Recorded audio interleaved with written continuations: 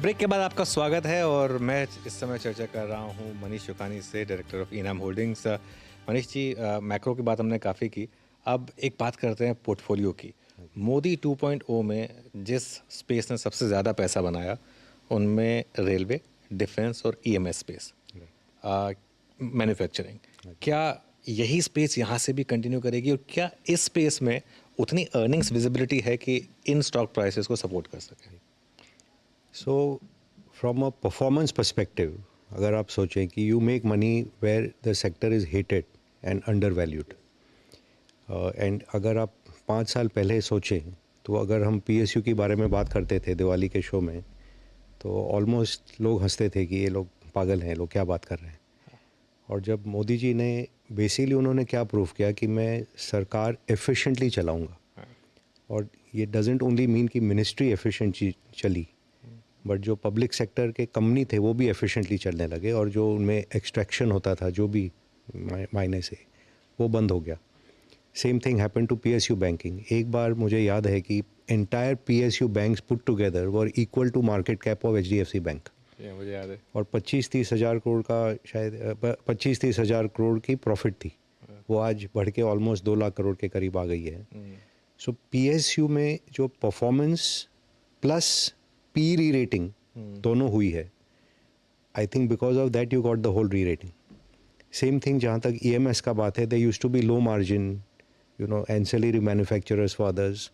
उसमें जो फिलिप आया came when the dramatic influx of Apple came to India, कि हम यहाँ पे आके बनाएंगे, और एप्पल ने स्टेटेड एम्बिशन अपने वेंडर्स को बताया कि हम 100 बिलियन यहाँ से करेंगे। पीएलआई का एक इंसेंटिव वो आज 10 बिलियन ऑलरेडी रन रेट हो चुका है एप्पल का, और ये जो 40-50% ग्रोथ रेट इजी हो गया एंटायर सेक्टर के लिए, उसमें इन सब की री रेटिंग हो गई। जबकि मार्जिन अभी भी वेफर थे नहीं है। Margin is probably lower than what it started with, but जो rate of growth is covering up for that.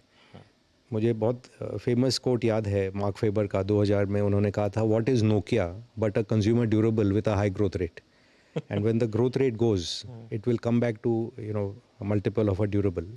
Same thing, I mean, it applies to every sector, not to single out Nokia. And of course, it got overtaken then by what happened with BlackBerry and then subsequently Apple and so on.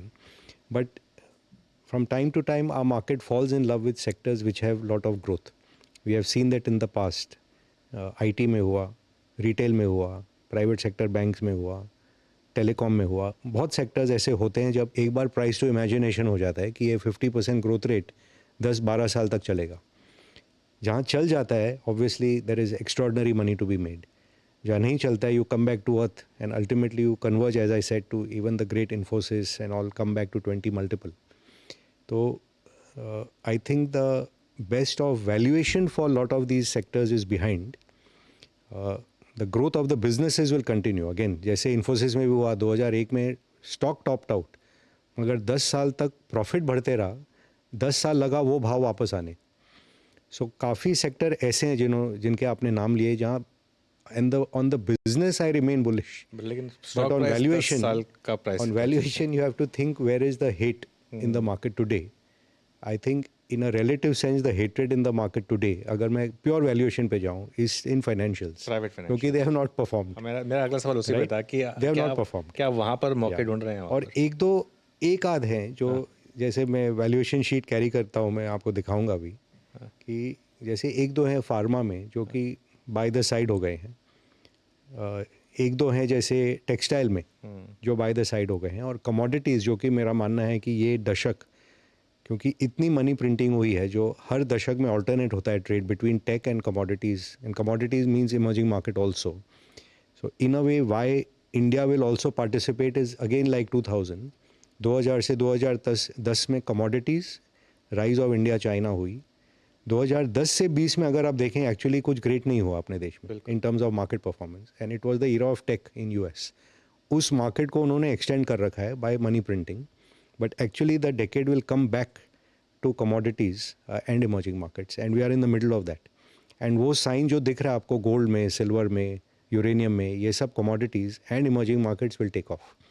तो commodities and banks, which actually constitute very large part of Sensex earnings, which will give you a lift to Sensex earnings, and are not very loved today.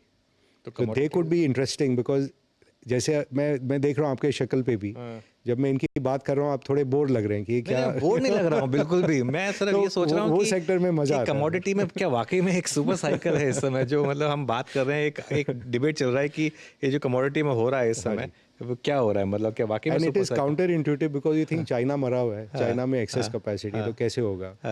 Oil price भी एकदम 82 83 में जाके एक बार बस गए हैं। But ये जो मनी प्रिंटिंग है, this is causing inflation in everything. So आपका cost of extraction, cost of mining, labour cost, everything is going up. So ये बिकॉज कोई करेंसी एडजस्ट नहीं करना चाह रहा है डॉलर के सामने, और हम अपने इसमें की करेंसी रिजर्व बढ़ाते जाओ, ये ब्लास्ट आता है दूसरे साइड से इन्फ्लेशन में। सो inflation is what, it's a bull market in commodity price. Inflation is, I mean, when we call a bull market, it's a inflation in asset price. तो जैसे इंडिया में we are adjusting our prices to the dollar through the stock market. अगर currency बढ़ गई होती, and if say currency was 70 today, we would be singing a different tune. और ये inevitable है, ये जो मैं कहता हूँ इंडिया की राइज होगी, ये by big continuously having a devaluating currency, we are not going to become number 1, number 2, number 3. Ultimately currency strength आएगी, उसमें आपके एसेट वैल्यू का सही मोल तोल आएगा। नहीं, मैं आपको बताऊं, मैं बोर बिल्कुल नहीं था, मैं आपको बताऊं क्या हुआ, क्योंकि मैं तो रिटेल से रोज बात करता हूँ, और पिछले एक साल से एक बात हो रही है कि HDFC बैंक अब चलेगा, HDFC बैंक अब चलेगा, और अब थोड़े से डिफेंस और रेलवे में थोड़ा कॉशियस हो जाइए। और सवाल ये है कि उसके बाद भी वहाँ से जो उन स्टॉक्स में रहा उसने ज़्यादा पैसा बनाया। तो एक इन्वेस्टर का ये सवाल आएगा ना कि मैं अभी शिफ्ट कर लूँ, या जब मार्केट मुझे साइन दे दे कि हाँ मार्केट रेडी, तब शिफ्ट करूँ। देखिए timing, I don't think even Warren Buffett साहब को पता है कि उन्होंने भी एप्पल जब लिया 2 साल दुख देखा उन्होंने, और फिर ब्लास्ट हुआ एप्पल में। बिल्कुल। एंड फिर बीच में लगा कि ये तो एप्पल ख़त्म हो जाएगा, अब उन्होंने वापस टाई अप किया कि हम इसमें ओपन AI के साथ टाई अप करके आपको AI भी दे देंगे, तो वापस एप्पल का स्टॉक चलने लगा। So see, a great company is a great company. उसमें अगर आप, एंड अल्टीमेटली आप इन्वेस्टर हैं, माने you want to have your wealth on terminal value day. 10 साल बाद आपको अमीर रहना है, ये नहीं कि बीच में अमीर हो गया और फिर वापस गरीब हो गया मैं बीच में। बिल्कुल। सो जहाँ पे आप कुछ लेके बैठ सकते हैं और वो आपको रिटर्न देता जाए business, and valuation comes, that is the way to wealth. अगर आप सोचें रिलायंस में 10 साल परफॉर्मेंस नहीं आया पोस्ट 2009, और फिर जब ये डेकेड में आया तो 4 गुना हो गया एक साल में। बिल्कुल, सबसे बड़ा स्टॉक। जो पेशेंस रखता है अच्छी बिजनेस में और उसमें कन्विक्शन रहता है, that is the place to be. और मेरा यही सबमिशन है कि बिजनेसेस सब अच्छे हैं इंडिया में, क्योंकि इंडिया ग्रो होगी तो सभी ग्रो होने वाले हैं, तो कोई में डाउट नहीं है। As a investor what is our job, कि we have to buy at a price where it is comfortable for me to sit and wait. बिल्कुल। और जब तक बिजनेस में 15-20% रिटर्न आ रहा है, ultimately stock price will reflect it. जबकि another place I am starting on a 70 multiple, 60 multiple, the business में डिलीवर 20, 30, 40, रिस्क ज़्यादा होगा। बट 70 में अगर 20-30 डिलीवरी, जैसे वी सॉ इन FMCG कि we were all enamoured FMCG में 40-50 पी तो नॉर्मल है, but what has been the return, अगर आप पिछले फ्यू ईयर्स में देखें all the top FMCG stocks में 0 return, because earning growth is single digit, multiple is 50, कैसे सस्टेन होगा ये? तो ये साइडवेज चले जाते हैं फिर। तो वही चीज़ हुआ था पहले 98 से, मैंने देखा 10 साल हिंदुस्तान लीवर में रिटर्न नहीं आया, फिर ब्लास्ट किया उन्होंने। सेम वे इन्फोसिस जब टॉप बना 10 साल रिटर्न नहीं आया, फिर वहाँ से ब्लास्ट हुआ। सेम वे रिलायंस 10 साल रिटर्न नहीं आया, फिर वहाँ से ब्लास्ट हुआ। मुझे याद है जब लीवर में ओपन ऑफर आया था 600 रुपये पे, मैंने कहा था कि इसमें सवाल ही नहीं है कि कोई टेंडर करें आप, और वहाँ से स्टॉक में क्या मूव्स है। एक आखिरी सवाल, तो क्या इक्विटी इन्वेस्टर्स यहाँ से उतना ही पैसा बनाएंगे जितना उन्होंने पिछले 5-6 सालों में बनाया, कंपाउंडेड? सी, अल्टीमेट रिटर्न मार्केट का 15-20% है। अगर पिछले 4 साल में so much money has been made, so much means you can't imagine what money people have made. If we think कि यही एक्स्ट्रापोलेट कर लूँ और मेरे अगले 4 साल ऐसे होंगे, I think it is wrong. कि अल्टीमेटली क्या होता है, अपने 3 to 4 times in a decade is the return of the market. अगर आप कुछ भी बेस से लें, अगर ये बेस पकड़ के बोलें यहाँ से मेरे को 3-4 टाइम्स करना है, तो आप यहाँ से 10 साल पकड़ के रखिए। और जो मल्टीपल पे आप लेके रखे हैं काफ़ी शेयरों को, उसमें you better have a 10-year view now. And if you want not to have a 10-year view, then you buy these boring companies, जो कि लग रहा है रिटर्न कब आएगा पता नहीं, 1 साल लगेगा, 2 साल लगेगा, 3 साल लगेगा, क्योंकि जब आएगा वो एक साथ कैचअप होके आएगा। That's all I can say. Okay, Manish ji बहुत बहुत शुक्रिया, आज आपसे बात की बहुत मज़ा आया एज़ ऑलवेज़। और ये कॉन्वर्सेशन हम बहुत लंबी भी कर सकते थे, लेकिन अभी के लिए हम यहीं पर इसको विराम देंगे। CNBC आवाज़ के साथ जुड़े रहिए।